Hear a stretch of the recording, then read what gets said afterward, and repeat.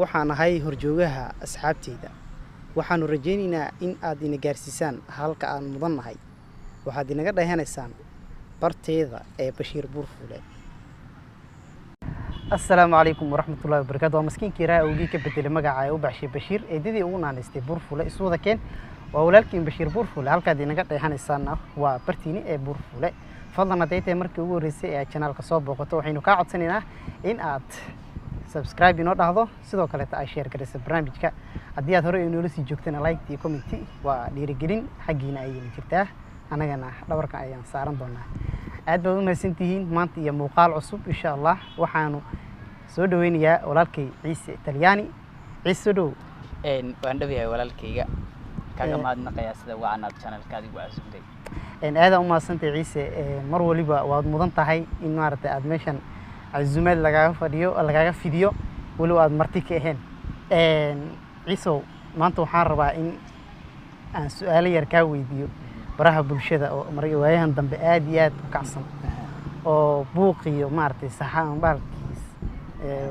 بالك كيري وأضلي يابيسو بوقاصن وحكي لما دالين شيخ يو شريف يو عيال maartay caruur iyo ama abaarkii roolaba ee u wada kicin wax kale ma ahan waa arinta sodohda ma hooya mise wax kale isoo dan ku weydiiday horta sharo horta sodohda waa hooyo wiilkeedii ka fogaaday ma garatay sax sidoo kale sodohdu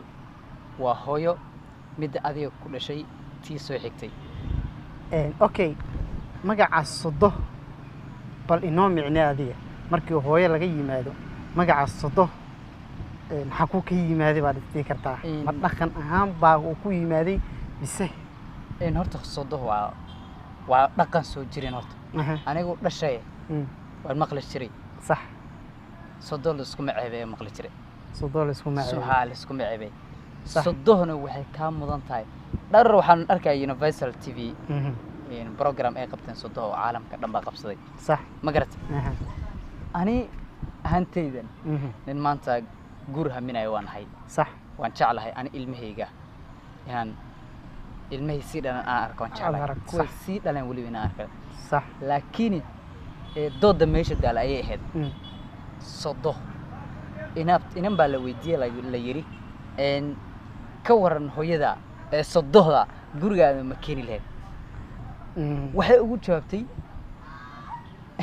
waa inay iga amar qaadato aday iimaanaysa amar qaadashaba moogtay markii laga amar qaadanayo moogtay ruux wanaagsan waay ayada waxa ay ku jawaabtay oo ah maxay tiri waa iska sii durkin la soo dhaweys iska daba ciise horta waa runta in iska sii turjinayso waa arkaysaa mid kale meesha taalan waxay tahay guriga adeeba sodohda iimaanayso waa in ay aniga amar iga qaadataa bay tiri markii laga yimaado gabadha wiil baa haddana yimid oo ka hadlayay barnaamijka asaga ah oo oranayay walow maartay raali gelin gadaal dambe uu ka soo bixiyay anaga laakiin ra'yiga anaga iyo fikirka anaga ba aan cabiri doono inkastoo hooyo mar hadeeba imaato aysan fikir meesha ay soo geli karin laakiin aan falaqeenin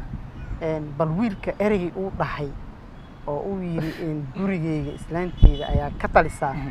oo hooyadeena waxay ka amar qaadanaysaa ama amar u weydiinayaa islaanteeda sidoo kula ahaa wiilka fikirkiisa horta fikirka ana horta aad buu ila khaldana sax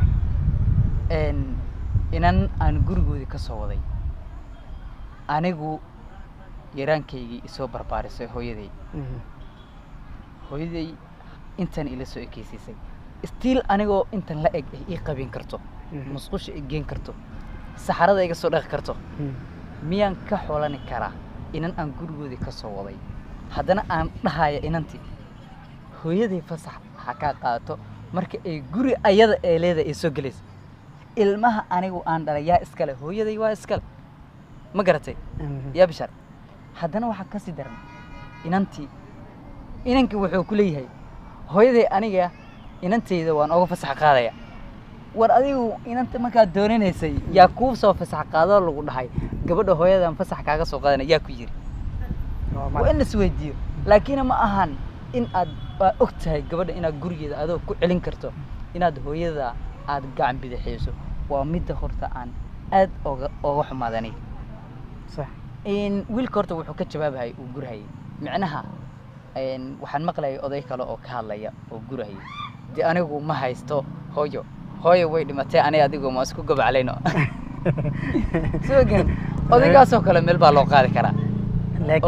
laakiin way soo geli meesha asagoo uu leeyahay hooyo wuu leeyahay hooyadii meesha ay ka baxday dad badan baa jooga laakiin ani ahaantii fikir haddaan dhaha aad bay u qaldan tahay gabadhi dhahday sodo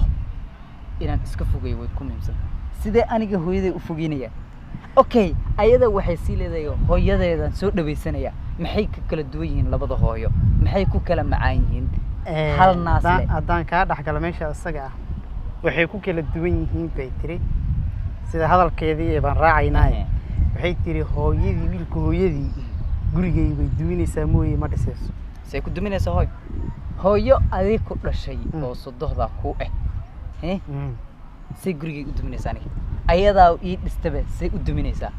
ilaahay dadka horta faraha muslimin sida u sameeyo bilaadan dhanba u sameeyo sama garan laakiin waxaa loo baahan yahay anaku reer ma qabna maanta laakiin inta reeraha qabto sodoh waxay iniga mudan tahay sharaf wax kasta shay kasta ayay iniga mudan tahay ma ahan ina ool dhaqatiin sida gabar bari qardaasteed aad siin karta ma ahan ool dhaqatiin sodoh midda kale in wali waxaan jeclaan lahaa sodoga in laga soo hadlo sagata sodoga meesha ma yaalo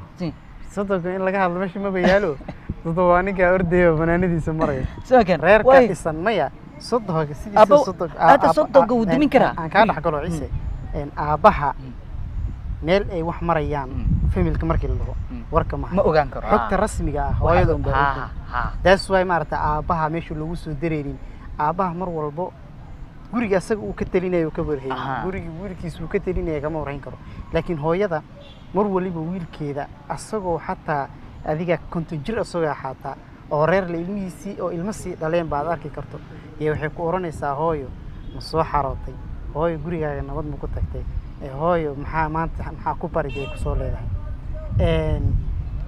kullaytu arrimaha soo noqnoqdo mar walbaba waqtigan hadda la joogo xataa gabdhaha adiga ku xisaabtamayso anna aan ku xisaabtamayo ayagana nagu xisaabtamayaan waxay ku duceystaan ilaahow wiil habartii aaban nooleen isii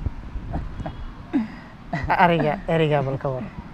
ani taarto ma ki kalinay runta fiican moogtay صح wartay ku duceystaan ragguna wuu ku duceystaa maxaa keenay waxa keenaya ku sheegaya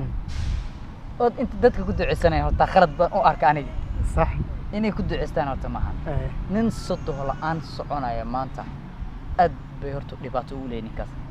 waayo inanta aad qabto laga yaabaa hooyadeed inay ka fog tahay waxaa la doonayaa inanta markay dhasho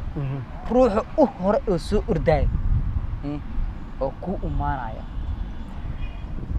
waa inanta wiilkeeda haddii hooyada ay ka fog tahay صح laakiin haddii isla joogtiin oo aad tihiin laba ruux oo isla joogaan aad tihiin mid kale waay laakiin naxariista ay leedahay baan doonayaa mar kasta inaan la ogaado okay ciiso haddii maaragtay arrintan aan dhex galo maaragtay ay gabadha ku duceysanayso wiil maaragtay hooyadii aan nooleen horta waa arrin aad u foolxun ani ahaanteyda waxaan aaminsanahay horta nolosha geerida iyo maaragtay nolosha waa loo siman yahay adduunka qofka hortegayaba lama ogo laakiin aniga gabar aan hooyadeed nooleen ma badaneeyabo inta badan oo mar walba waxaan ku duceystaa gabar hooyadeed nooshay because of hooya u baahanayso ma hooya ka maarma waalidka hadduu si kasto uu maaragtay u kulul yahay khaasatan hooyada si walba dee u kulushahay waxaa arkaysaa haddii hadal dabacsan aad kula hadasho inay qaboobayso oo sidaa artaa ka yeelan karto marka kullayta kuwa ku duceysanayo inay maamooyinka dhintaan waxaan leenahay naga raali noqda ciise ugu dambeyn maxaa tala siini lahayd dadka ayaga noocaas u dhaqmaya horta waxaan tala siinayaa waan u sheegayaa kuwa sodohda fogeynayaan waxaan u sheegayaa waxaa waaye in nolosha horta ay tahay kalsooni kalsoonida ha la muujiyo midda labaad ee soo raacda waxaa waaye ninka iyo dumarkaba leeyihiin aan iska durkino ee sodohda صح soo dhawaysta malabka meelu ka jira la aada shinida waxay urisaa waxa ayadu ay markaasi jirkeedii ka soo go'ay صح malabka waxa jirka ka soo go'ay shinida adiguna waxaad urisaa oo ku macaanaada oona odogata sodohda malabkeeda wiilka meelu ka macaan yahay waa hooyadiis gabadha meelay ka macaanta waa hooyada labada hooyo waa inay is ogaadaan cid khalaaf mise family dumise horta ana ma dhahayo labada wax way duminayeen ma dhahay صح laakiin ayaka isqaba inay wax iska dumiyaan way dhici kartaa inta la ugu burnaya aad u maasan tahay waa ciise oo maaragtay arrimaha bariyaan soo noqnoqonay ee baraha bulshada qabsaday qaasatan sodohda oo micnaheedu ay tahay sodo waa hooyo micnaheedana cid walba uma ahaan sodo ee Soomaalida ayaa oo la baxday sodo waa hooyo dhamaantiin ba asxaabtu waxaan idin leeyahay sidaas iyo nabadgelyo. Assalaamu calaykum wa rahmatullaahi wa barakaatuh.